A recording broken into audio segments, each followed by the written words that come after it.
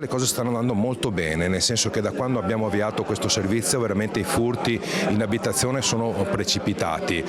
Funziona bene, questa auto insomma gira per la città tutta la notte, tutte le sere e crea insomma questa sicurezza preventiva che per noi è importantissima.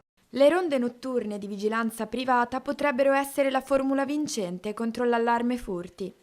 Volute e finanziate dall'amministrazione comunale di Mogliano, affiancano le forze dell'ordine dalle 22 alle 6 del mattino. Tanti occhi in più per garantire sicurezza ai cittadini. Ogni mattina devono stilare un report nel quale ci illustrano, ci dicono tutte le azioni che sono state sospette, che vengono poi seguite da polizia locale e carabinieri.